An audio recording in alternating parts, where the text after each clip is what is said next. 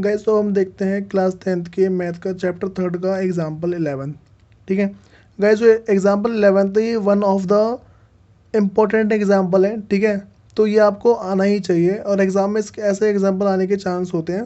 ठीक है, तो देखो क्वेश्चन में क्या कह रहा है, the ratio of income of 2 person is 9:7। ठीक है, कह रहे कि 2 पर्सन के जो इनकम का रेशियो है वो 9:7 है and the ratio of their expenditures is 4:3। ठीक है, फिर कह रहे कि if each of them manage to save ₹2000 per month find their monthly income. ठीक है, इसमें हमें सिंपल सा करना क्या है, देखो ये बहुत ही ज़्यादा आसान से क्वेश्चन है। इसमें कह बता रखा है कि कोई 2 पर्सन है जिसमें उनकी इनकम जो उनकी सैलरी आती है वो 9:7 के रेशियो में है। ठीक है, फिर जो उनके खर्चे हैं वो कैसे हैं, वो 4:3 के रेशियो में है। तो कह रहा है कि फिर वो दोनों जो है 2000 बचा लेते हैं पर मंथ। ठीक है, तो हमें करना क्या है यहाँ पे सिंपल सा हमें इनकी जो मंथली इनकम है वो फाइंड आउट करनी है। ठीक है, तो देखते हैं कैसे होगा ये।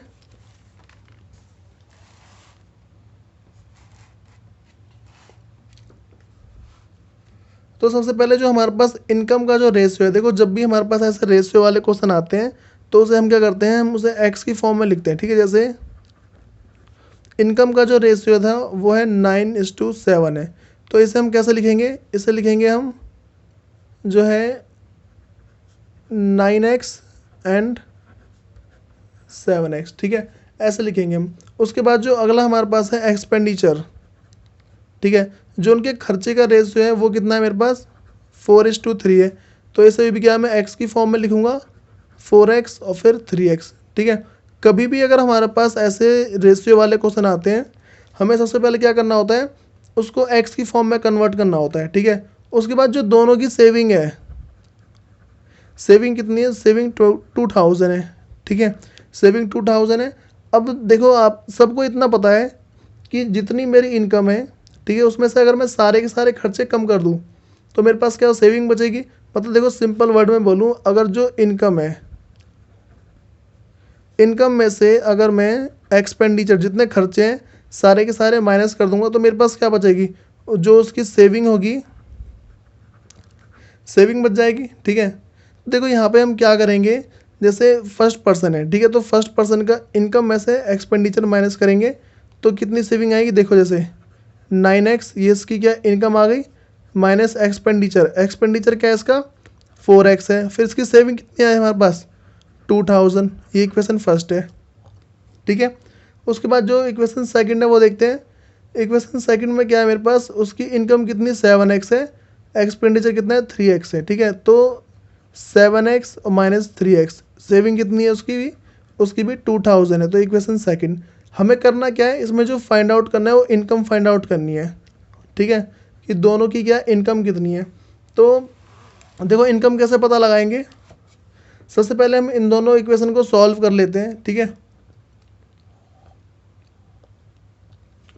तो देखो इक्वेशन को सॉल्व करने का जो हमारे पास तरीका है वो क्या है, सिंपल सा हम इसमें एलिमिनेशन मेथड लगाते हैं। ठीक है, मैंने इससे जो पहले वीडियोस में मैंने क्या एलिमिनेशन मेथड सिखा दिया है, अगर आपने वो नहीं सीखा है तो सीख लो। ठीक है, तो देखो एलिमिनेशन मेथड में हम करते क्या है, सबसे पहले कोई भी एक टर्म क्या हमें इक्वल करनी होती है। ठीक है, जैसे मेरे पास ये दोनों टर्म है, ठीक है, मैं इसमें क्या करूँगा, इन दोनों को कैसे भी इक्वल कर दूंगा। देखो इक्वल कैसे करूँगा, अगर मैं इन पूरे को, देखो मैं आपको ना ये लास्ट में बताऊंगा कि जो मैंने इसमें मतलब इक्वल क्यों किया। ठीक है, वैसे हमारे पास एक तरीका होता है कि अगर हम जब तक हम इक्वल नहीं करेंगे तो आंसर हमारा क्या आएगा नहीं। ठीक है, तो देखो मैं करूँगा ऊपर वाले को अगर मैं 3 से मल्टीप्लाई कर दूँ और नीचे वाले को 4 से मल्टीप्लाई कर दूँ, तो देखो अगर मैं इसको 3 से मल्टीप्लाई करूँगा 4 3 जा 12, और अगर इसको मैं 4 से करूँगा तो 4 3 जा 12, तो मेरे पास ये दोनों इक्वल आ जाएंगे। ठीक है, तो देखते हैं, पहले 9 3 जा 27, 27x, फिर 4 3 जा, यहाँ पे हमारे पास जो है, हमें यहाँ पे जो है एक को अगर मैंने x माना तो दूसरे को मैं y लेट करना होगा। ठीक है, अगर मेरे पास इनकम जो अगर x है तो एक्सपेंडिचर के हम y लेट करते हैं। ठीक है, तो यहाँ पे क्या आता है मेरे पास y आएगा दोनों जगह पे। ठीक है, तो यहाँ पे क्या करेंगे, तो यहाँ पे हम लिखेंगे वाई, ठीक है, और इज इक्वल टू में 3 2 जा 6, तो यहाँ पे कितना आएगा 6000 आएगा। ये इक्वेशन फर्स्ट है, ठीक है। उसके बाद जो अब मैं इसके आगे सॉल्व करूँगा तो उसमें क्या है, मैं 4 को इन सबसे मल्टीप्लाई करूँगा, ठीक है। तो 4 7 जा कितना आ जाएगा मेरे पास, 4 7 जा 28x और माइनस 4 को अगर मैं 3 से करूँगा तो 4 3 जा 12y और इज इक्वल टू 4 2 जा 8, ठीक है। ये आ गया। अब इसमें मैं क्या करूँगा, सिंपल सा, कि जो देखो क्या करना होता है, हमें जो नीचे जो मेरे पास नीचे इक्वेशन है मैं करूँगा उसका साइन को चेंज कर दूँगा, ठीक है। जैसे ये मेरे पास प्लस का है तो इसे मैं कर दूँगा माइनस में, ठीक है। ये माइनस का है तो इसे कर दूँगा प्लस, और ये प्लस का है तो इसे कर दूँगा माइनस, ठीक है। तो मेरे पास क्या है यहाँ पे देखो, जो एक जैसे होंगे, जो जिन नंबर को हमने सेम किया है, ठीक है, और उनके साइन के अपोजिट होंगे हमेशा, तो ये दोनों नंबर क्या कट जाएंगे, ठीक है। मतलब हमें ऐड करना होता है, ठीक है। अगर जैसे मान लो मैं 12y को माइनस के 12y से ऐड करूँगा तो आंसर 0 आएगा ना, ठीक है। तो ये क्या पूरा पूरा कट गया है, ठीक है। तो देखो ये कटने के बाद अब क्या करेंगे, यहाँ पे जो इन दोनों का मैं ऐड करूँगा तो मेरे पास आएगा माइनस का x इज इक्वल टू, अब इन दोनों को ऐड करूँगा तो आएगा माइनस का 2000, माइनस से माइनस कट गया तो x इज इक्वल टू 2000, ठीक है। तो ये क्या मेरे पास ये हो गया, x की वैल्यू आ गई, ठीक है। तो यहाँ पे हम क्या करेंगे, हम y की वैल्यू भी निकाल लेते हैं, ठीक है। वैसे अगर मैं x की वैल्यू से सॉल्व करना चाहूँ तो वो ही मेरे पास आ जाएगा, ठीक है। अब इसमें क्या करना है, बस मुझे देखो इसमें इनकम फाइंड आउट करनी थी, ठीक है। मुझे इसमें क्या फाइंड आउट करनी थी, इनकम।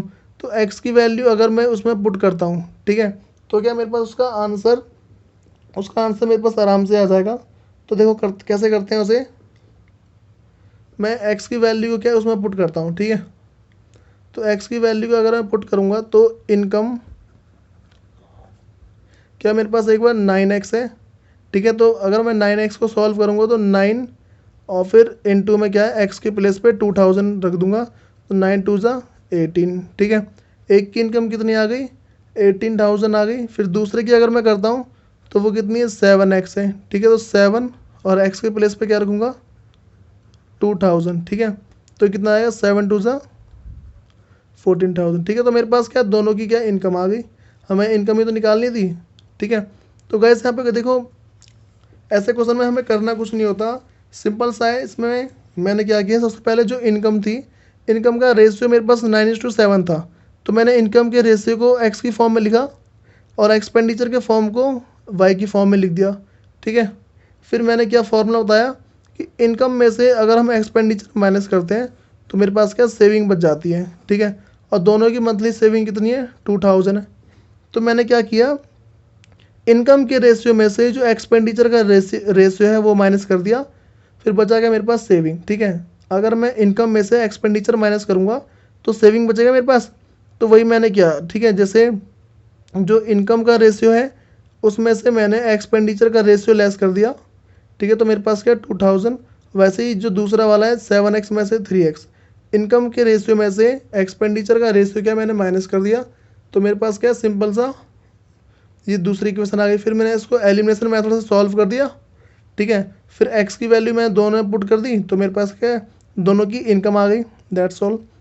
गाइस देखो ऐसे क्वेश्चन आने के एग्जाम में चांस होते हैं, इस क्वेश्चन को कम से कम 2 से 3 बार रिपीट किया करो। और गाइस आप मेरे चैनल को सब्सक्राइब कर लो ताकि आपको मेरी वीडियो टाइम टू टाइम मिलती रहे। Thank you.